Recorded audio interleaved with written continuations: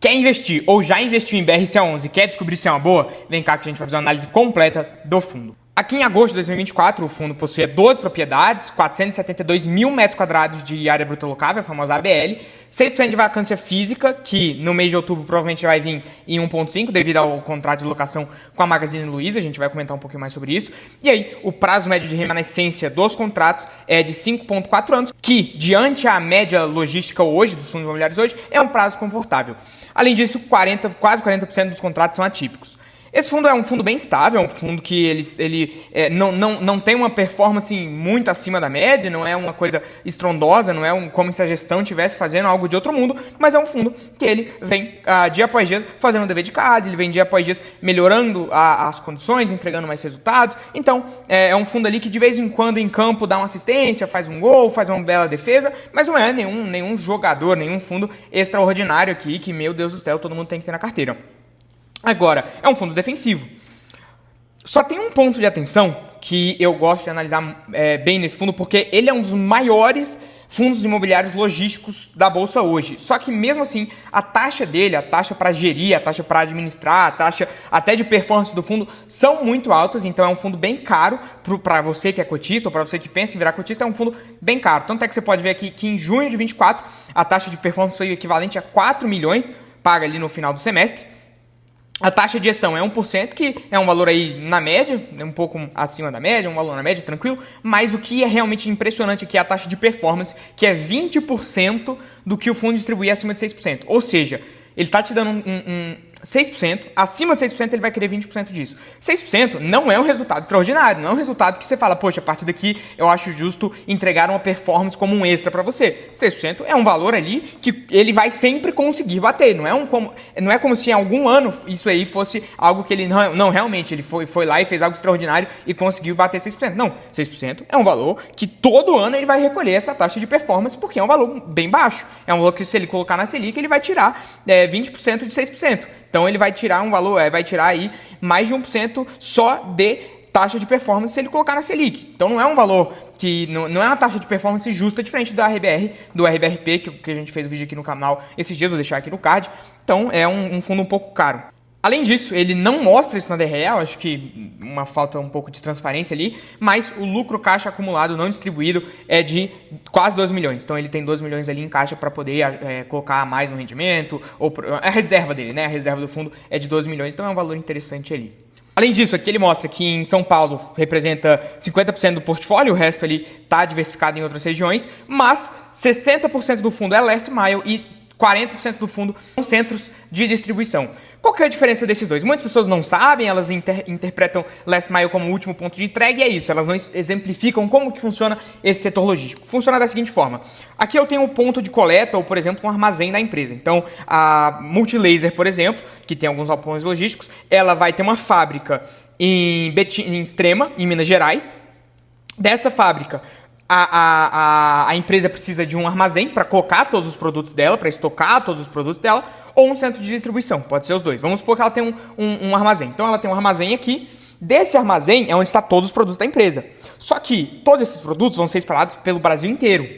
Só que, e esse armazém, por exemplo, tá do lado da fábrica. Esse armazém está lá em Extrema também, junto com a fábrica. Para espalhar pelo Brasil inteiro, a Multilaser vai precisar de centros de distribuição. Então, o que vai acontecer? Esse produto vai sair do armazém e vai para o centro de distribuição. E, normalmente, a empresa ela vai ter 1 ou 2, no máximo, centros de distribuição por região. Então, por exemplo, a Multilaser produz em Extrema, lá em Minas Gerais, e ela vai enviar para o centro de distribuição, por exemplo, em São Paulo, porque aí de São Paulo vai vir uma quantidade relevante ali de produtos para o centro de distribuição de São Paulo, e aí nesse centro de distribuição de São Paulo vai ter vários produtos que foram produzidos ali pela empresa. E aí, por exemplo, outros produtos ali do armazém, uma parte considerável, por exemplo, vai para um centro de distribuição em Minas, outro vai para um outro centro de distribuição lá na Bahia, e etc. Por assim vai. Até porque a Multilaser tem bastante vendas lá no Nordeste, né? Então, aqui está o centro de distribuição de São Paulo da empresa. Só que, se o mesmo caminhão que distribuísse no centro de São Paulo, um caminhão grande, passasse por todo o centro de São Paulo distribuindo os produtos, essa empresa demoraria muito para entregar os produtos dela, então o tempo de entrega seria muito alto, que hoje nenhuma empresa quer que isso aconteça, e os custos também seriam altos, porque é um caminhão grande, se locomovendo durante muito tempo, você tem que pagar ali o adicional do motorista, então tem várias coisas, os custos aumentariam tanto em questão de frete para o consumidor final, quanto de custo para a empresa. Então, o que eles fazem? Levou para o centro de distribuição em São Paulo, de Extrema para São Paulo, o que ele vai fazer? Ele vai distribuir do centro de distribuição para as propriedades last mile. Por quê? Aí, levando do centro de distribuição, então, por exemplo, lá de Extrema, no armazém, saiu 100 mil produtos. E aí, para São Paulo, foi 50 mil produtos, por exemplo. Então, 50 mil produtos foram para o centro de distribuição em São Paulo. Só que se for distribuir 50 mil produtos em São Paulo, vai demorar muito tempo. Então, o que eles fazem? Eles distribuem para outros centros de last mile. São armazéns last mile, né? São galpões ali last mile, são logísticos last mile. Por quê? Aí, por exemplo, vai 10 mil produtos, desses 50 mil, 10 mil produtos para o last mile de São Paulo, capital. Aí 10 mil produtos para o last mile de Barueri, 10 mil produtos para o last mile de Itupeva. Então, você vai ali distribuindo esses 50 mil produtos em outras mini-regiões para que a entrega seja muito mais rápida e ela seja feita, por exemplo, é muito comum ver o Mercado Livre fazendo isso, por vanzinhas. Então, não é um caminhão gigantesco que vai estar entregando, é uma vanzinha. Por quê? Porque ela vai entregar só naquela área ali. Então, ela vai entregar só em Itupeva, só em Barueri, só em São Paulo. Só em São Paulo vai ser difícil, vai ser umas vanzinhas em São Paulo. Mas ela vai entregar naquela região ali, o que faz com que o tempo de entrega diminua e os custos diminuam para a empresa também. Espero que tenha ficado claro. Se você não entendeu, ele vai sair do armazém vai para o centro de distribuição e do centro de distribuição vai para o last mile, porque aí a entrega fica mais rápida com menos produtos. Aqui ele mostra que 34% da receita vem do raio 25 de São Paulo. Se você não sabe, a gente tem os raios 30, 60 e 90 de São Paulo. 30 é o melhor raio de São Paulo. Então, tudo que tiver ali no raio 30 de São Paulo, todos os logísticos, os galpões logísticos que estiverem no galpão, no raio 30 ali de São Paulo, são galpões bons, são bem localizados e normalmente tem um preço de aluguel mais alto. Aí vai para o raio 60, do 30 ao 60, vai diminuindo, né, de acordo com o que vai aumentando do raio de São Paulo. Então, você tem o raio 30 a 60, que aí o aluguel abaixa um pouquinho, é um imóvel que ele é menos bem localizado, talvez vez ou outra seja um pouco mais estratégico, e aí você tem o raio mais 90 de São Paulo. O raio mais 90 de São Paulo aí já abrange muita coisa e o valor de aluguel é bem mais baixo. Além disso, aqui ele mostra a carteira de clientes, GPA, Magazine, enfim, setor de atuação. Você pode ver que mais de 85% do portfólio está em varejo, e-commerce e bens de consumo, e aqui 11 propriedades das 12 são a mais, então a gente pode considerar que todo o portfólio dele é a mais. A receita por cliente, 23% para a Natura, 15% Mercado Livre, 13% Whirlpool e 10% GPA.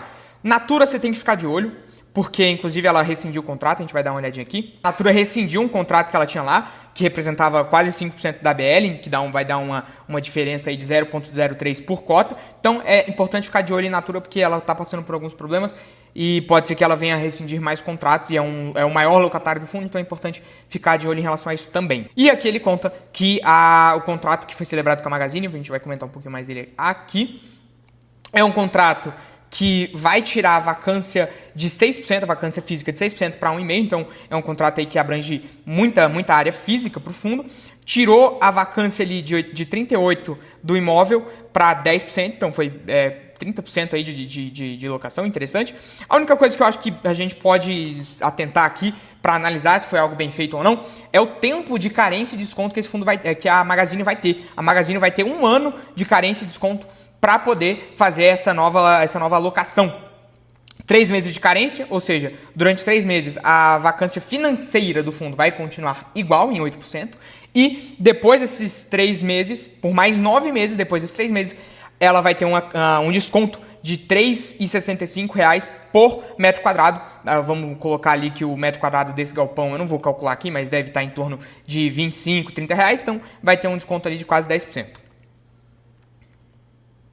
Falando aqui dos contratos, 60% é típico e 40% é atípico, então tá diversificado aí. E você pode ver que tem bastante reajuste pelo IPCA agora em outubro e em dezembro, então isso pode ser interessante e profundo também. Vai mudar pouca coisa. Aqui falando da dívida ali, dos CRIs que o fundo tem, não é nada muito importante. Só uma curiosidade, aqui Normalmente, quando você tem um contrato típico, depois do terceiro ano de vigência do contrato, as duas partes têm direito a uma ação revisional para poder ou aumentar ou diminuir o valor do aluguel. Aqui ele fala mais do portfólio imobiliário, não tem muito o que falar, é um fundo realmente bem estável, aí, bem defensivo, que vem fazendo o dever de casa dia após dia, mas não é nenhum aluno, jogador excepcional. Aí, só para mostrar aqui para vocês o que é um last mile, o que é um centro de distribuição. Esse, por exemplo, do GPA, me parece ser um last mile, porque está perto aqui da cidade, você pode perceber que ele está perto da cidade, então já vai sair daqui direto para ser distribuído na cidade. Esse aqui da Whirlpool também me parece ser um last mile, lá em São Paulo, então você vê aqui que ele já está perto da cidade, então vai sair daqui, já vai ser distribuído na cidade. Esse aqui do Bresco Embu, eu fico na dúvida se ele é um last mile ou se é distribuição. Esse aqui em Itupeva agora, aí você pode ter certeza que é um centro de distribuição, você pode perceber que ele não está perto de nada, de nenhuma cidade, então ele vai sair disso daqui para ir para um last mile, se a empresa tiver uma estrutura de last mile, ou vai sair daqui e ser entregue direto, mas normalmente aí o que vai acontecer? O frete vai ficar mais caro, o tempo de entrega vai ficar maior, e o custo para a empresa também vai ficar maior, então é interessante que a empresa tenha um last mile. O interessante aqui dos galpões em Itupeva é que o hub da Natura foi construído do lado do Bresco de Itupeva. Então você pode ver aqui que o Bresco de Itupeva está aqui, na rodovia Dom Gabriel Paulino Bueno alguma coisa. E aqui foi construído o hub Natura. Então aqui do lado, você pode ver que a foto até não está atualizada. O hub da Natura foi construído aqui do lado do outro imóvel da Bresco. Interessante isso. Mas enfim, é um fundo que não tem muito o que falar dele. Além disso, é realmente um fundo aí que vai jogando na defensiva. E é um fundo que, se você achar que faz sentido para defender a sua carteira, para ter uma exposição a logístico ali, pode ser que faça sentido se adicionar. Mas, na minha humilde opinião, quem vende muito esse fundo, que faz boa parte dos cotistas entrarem nesse fundo, é as recomendações ali das corretoras. Você entra ali, por exemplo, na Rico, tem ali Bresco Logística, que é recomendado pela corretora, e aí a pessoa vai lá, analisa ali o PVP, o dividend yield de qualquer forma ali do fundo e acha que está fazendo uma boa escolha. Esse fundo não tem nenhuma tese de muito crescimento para ele, então não é nenhum fundo que vai entregar um retorno surpresa ou inesperado, algo que que vai dar um resultado além do mercado. É um fundo ali com bons galpões, é um fundo grande com bons galpões que vem fazendo o dever de casa, mas não é nada extraordinário, mais uma vez. Só deixando isso claro para você, quem deve vender isso aqui é a corretora, então conscientizando você sobre isso, é um fundo defensivo. Mas é isso, sobre Bresco Logística é isso, então não tem muito o que falar mesmo. Se você gostou, assiste o vídeo de RBRP que está aqui no card, é muito bom. E aí deixa nos comentários o que você achou da análise, se acha que faz sentido ou não ter Bresco na sua carteira e se você já investiu nesse fundo e qual está sendo a sua experiência com ele. Fechou?